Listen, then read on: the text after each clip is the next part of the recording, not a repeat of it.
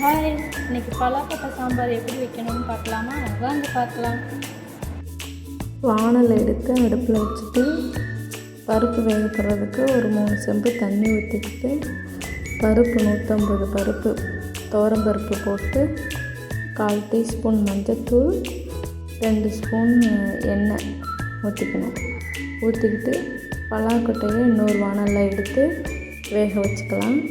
அதுக்கு தேவையான காய்கறி தக்காளி, வெங்காயம், அப்புறம் சாம்பாருக்கு தேவையான காய்கறி வெட்டிக்கலாம்.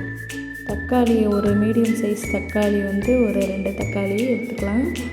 அதுக்கப்புறம் வெங்காயம் சின்ன வெங்காயமாக இருந்தால் ஒரு 10-15 வெங்காயம் எடுத்துக்கலாம். சின்ன வெங்காயம் இல்லாதனால நான் பெரிய வெங்காயமே 2 நறுக்கிட்டேன். அப்புறம் சாம்பாருக்கு தேவையான காய் உருளைக்கிழங்கு ஒரு 2, கத்திரிக்காய் ஒரு 4 போட்டுக்கிட்டு எல்லாத்தையும் அரிஞ்சு எடுத்து வச்சுக்கலாம்.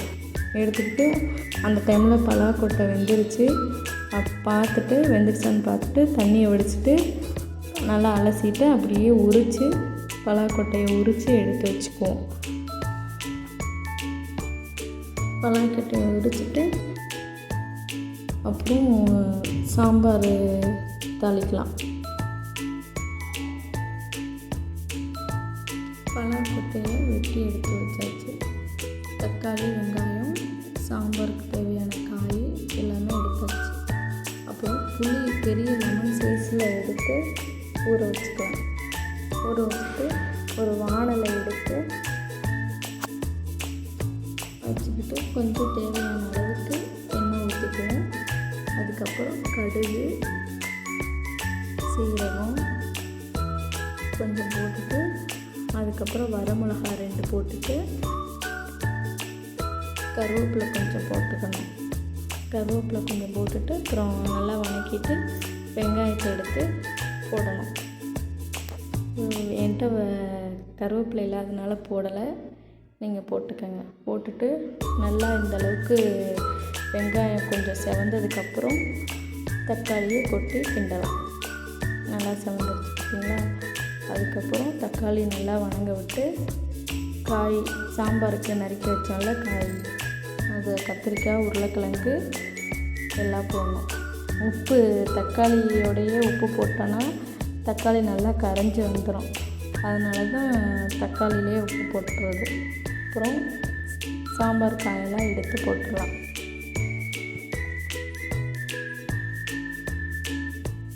போட்டு நல்லா வணங்கினதுக்கப்புறம் காய் பலாக்கொட்டையை எடுத்து கிண்டலாம். ஏன்னா காய் பலாக்கொட்டையை ஏற்கனவே வேக தான் வச்சுருக்குறோம். அதனால் காய் வெந்ததுக்கப்புறம் பலாக்கொட்டையை கிண்டிட்டு அதுக்கப்புறம் நல்லா வதக்கி விட்டுறணும். நல்லா வதங்கினதுக்கப்புறம்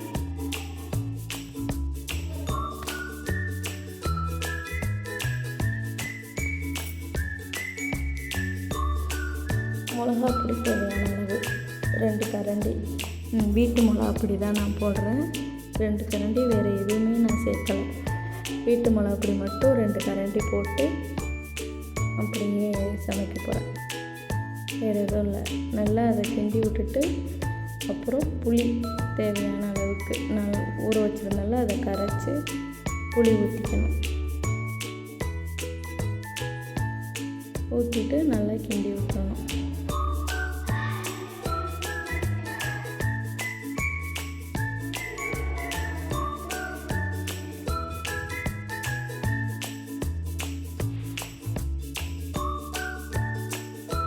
இந்தளவுக்கு நல்லா கிண்டி விட்டுட்டு அதுக்கப்புறம் கொதி வர்ற தட்டிக்கு வெயிட் பண்ணணும்.